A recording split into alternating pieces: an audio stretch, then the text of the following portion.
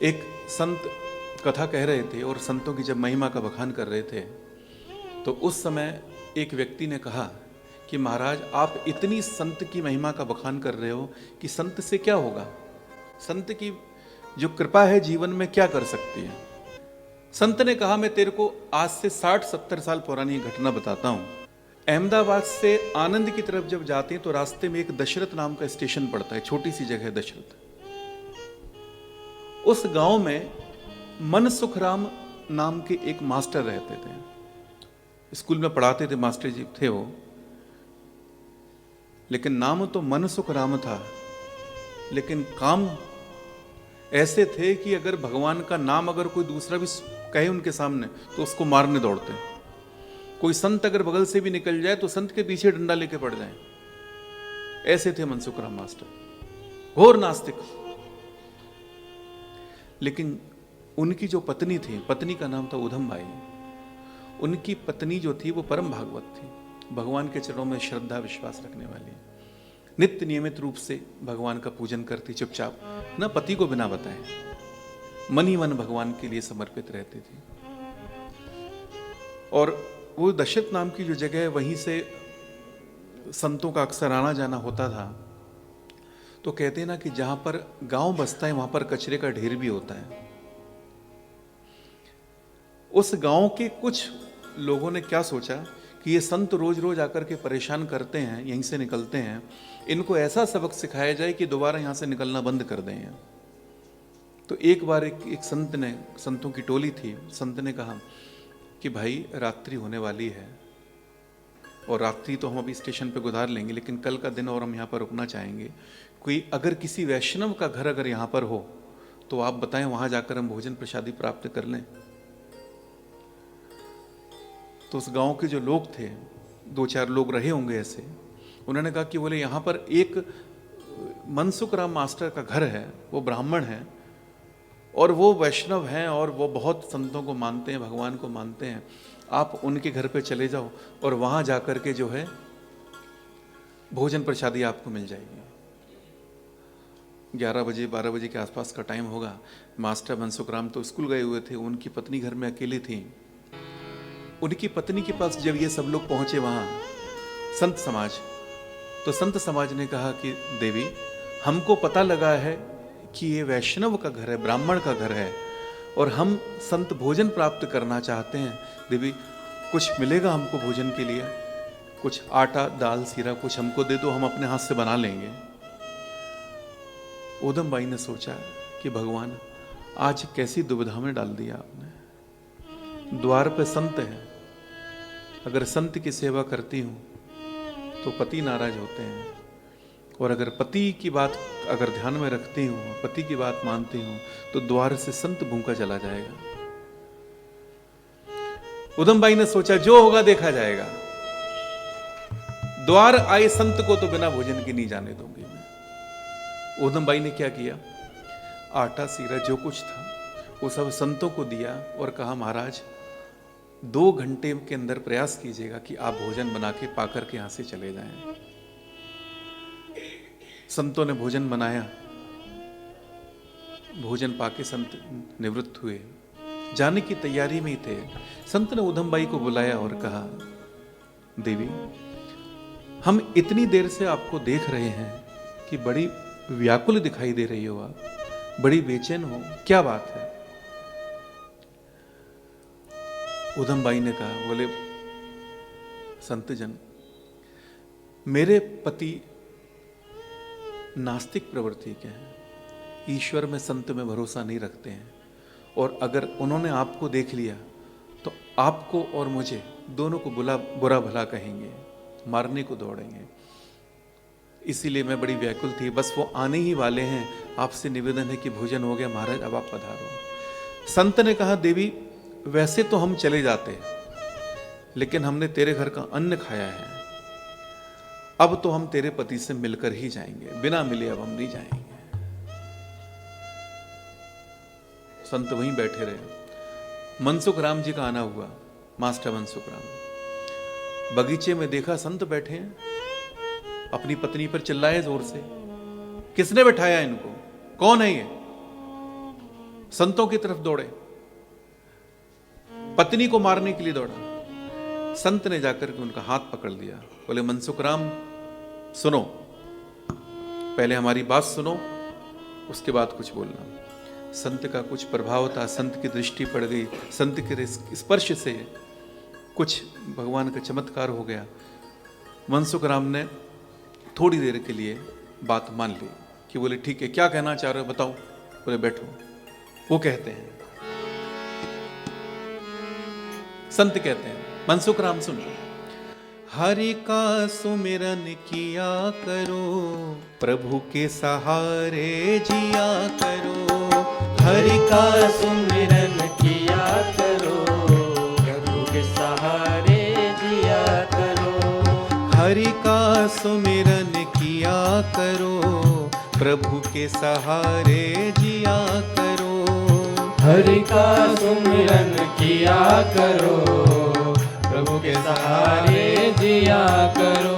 हरि बोल, हरि बोल, हरि बोल, हरि बोल, हरि बोल। संत कहते हैं, बोले मनसुख राम मेरे साथ में हरि बोल, हरि बोल। मनसुख राम कहते नहीं, मैं नहीं बोलूंगा, मैं नहीं बोलूंगा।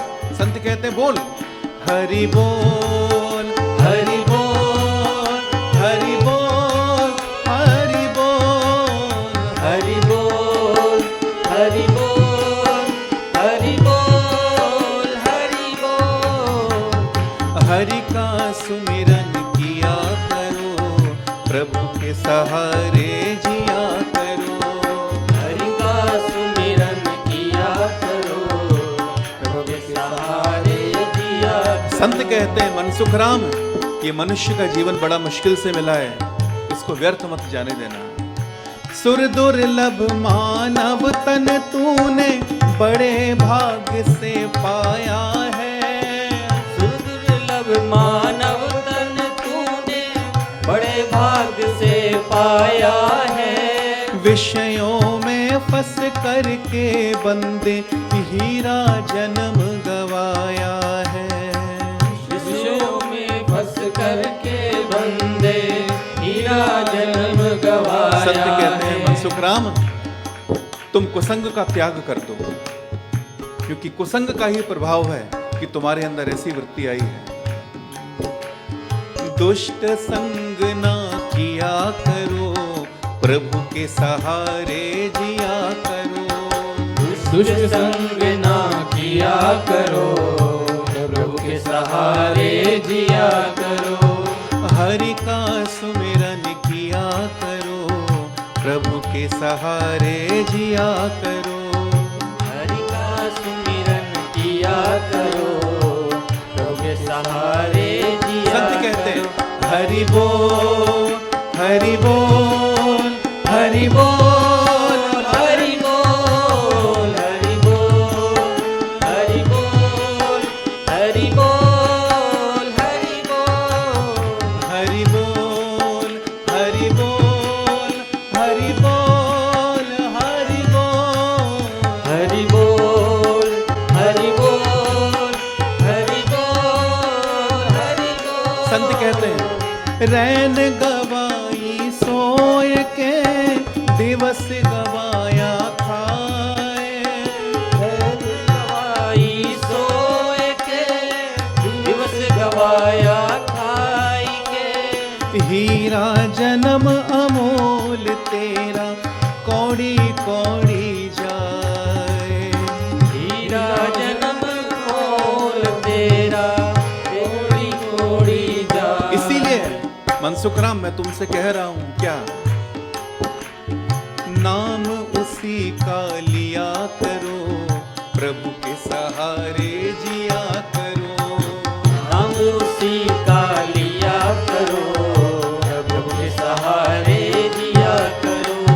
प्रभु का सुमिरन किया करो, प्रभु के सहारे जिया करो।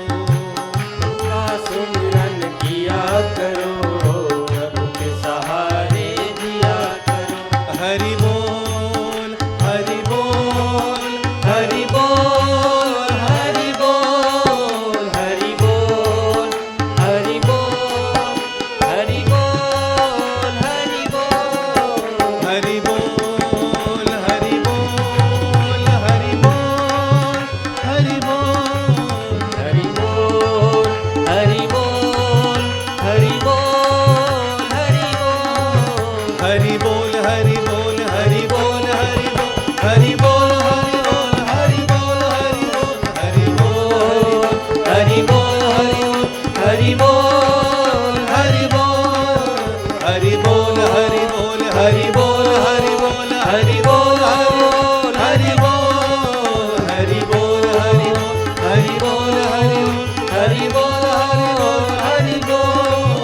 हरि बोल हरि बोल हरि बोल हरि बोल हरि बोल हरि बोल हरि बोल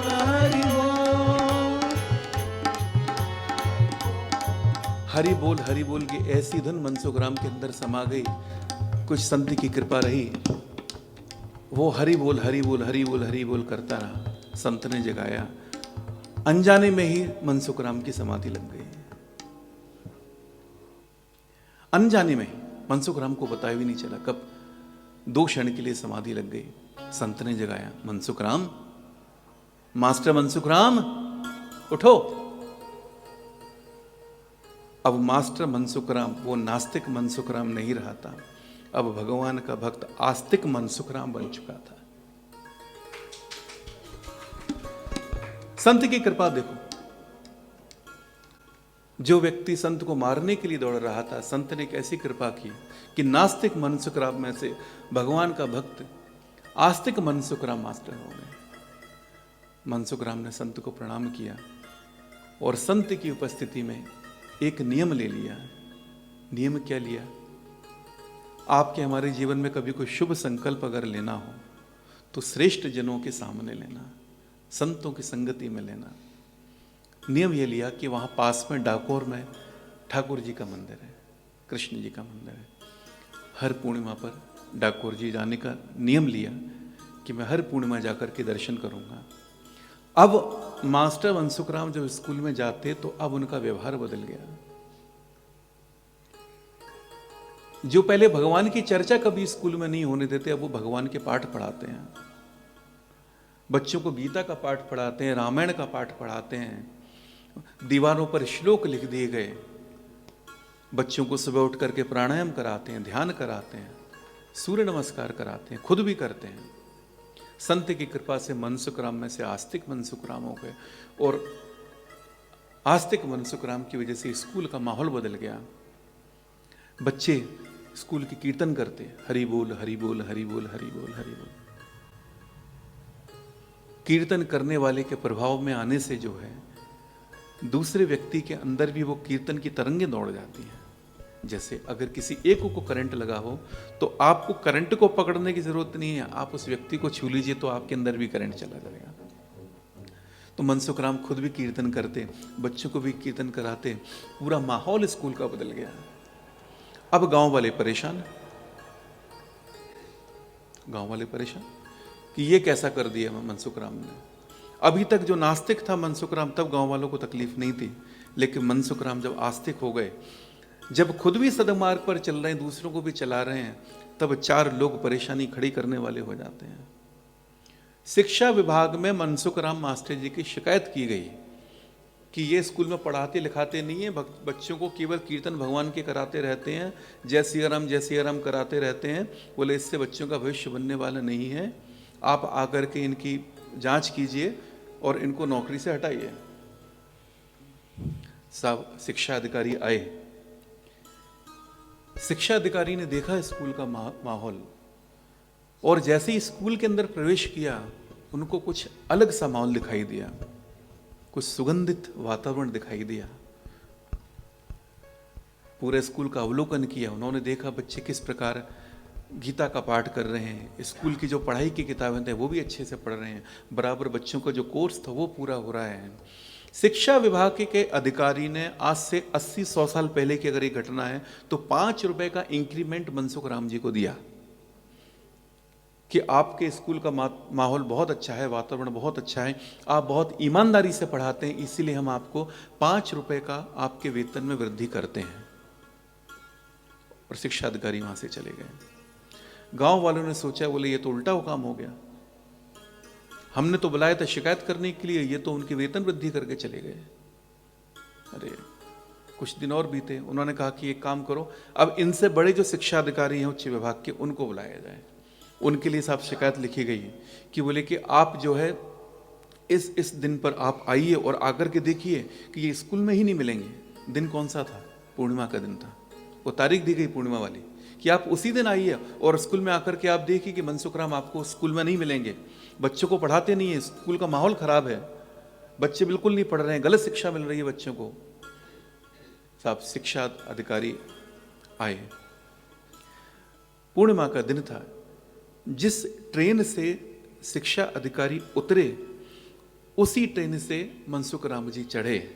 मनसुख राम जी ठाकुर जी के दर्शन करने के लिए जाते हैं और शिक्षा अधिकारी उस दशरथ नाम के गांव के स्कूल का अवलोकन करने के लिए आते हैं। ट्रेन में बैठ करके वो चले गए और ये आ गए। कौन चले गए? मनसुख राम चले गए, शिक्षा अधिकारी आ गए।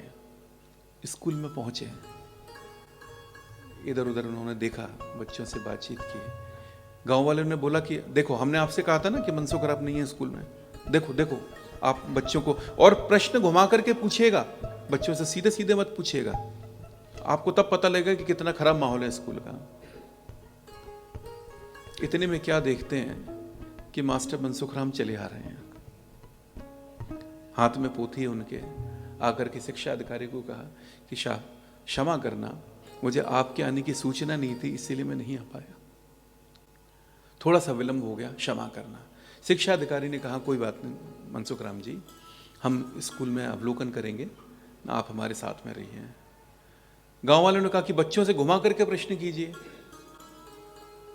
अच्छा, तो बच्चों से क्या प्रश्न किया गया घुमा करके? कि कृष्ण ने रावण को क्यों मारा? अब है कि नहीं उल्टा प्रश्न? कृष्ण जी ने रावण को क्यों मारा? स्कूल के बच्चों ने उत्तर दिया कि साहब ये प्रश्न उचित नहीं है, हमको तो मास्टर जी ने यह पढ़ाया है कि कृष्ण जी ने कंस का वध किया था और राम जी ने रावण का वध किया था, हमको तो यह पढ़ाया गया है। यह बात सुनकर के जो शिक्षा अधिकारी थे गदगद हो गए कि धन्य है ऐसा मास्टर, ऐसा शिक्षक कि जिसने स्कूल के बच्चों को इतनी गहराई से, इतना गूढ़ बिल्कुल शिक्षा दी है कि इनको शास्त्र की एक एक बात मालूम है। विषय के बारे में पूछा गया, बच्चों को सब मालूम।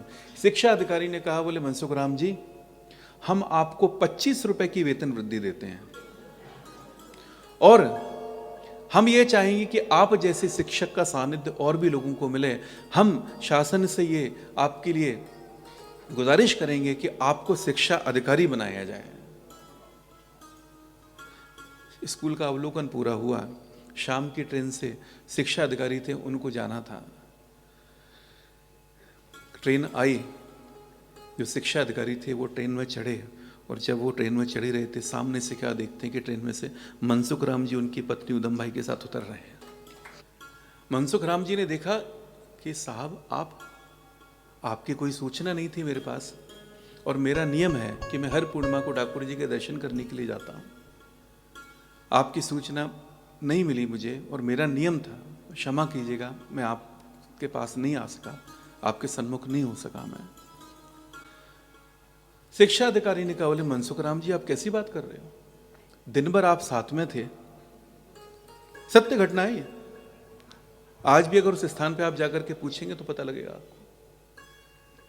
आप दिन भर हमारे साथ में थे, हमने आपको 25 रुपए की वेतन वृद्धि दी। शिक्षा आयोग से हमने सिफारिश के लिए पत्र भी तैयार कर लिया है कि हम आपको जो है शिक्षा अधिकारी के पद पर नियुक्त करें।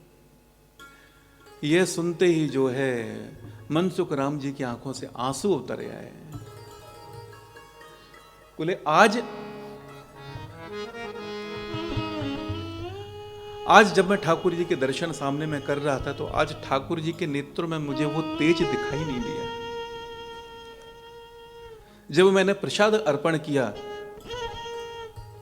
तो जो भाव भगवान के चेहरे पे दिखता है, आज वो भाव मुझे दिखाई नहीं दिया।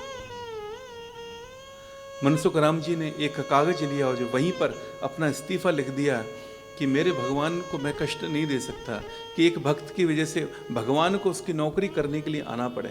मनसुख राम जी ने वही त्याग पत्र दे दिया। तो संत ने कहा उस व्यक्ति को कि बेटा तुम पूछते हो कि संत की कृपा क्या कर सकती है। बेटा, संत की कृपा भगवंत को मिला सकती है। यह है संत की कृपा। संत की कृपा हुई, नास्तिक में से आस्तिक हो गए, भगवान स्वयं नौकरी करने के लिए आ गए। यह है संत की कृपा।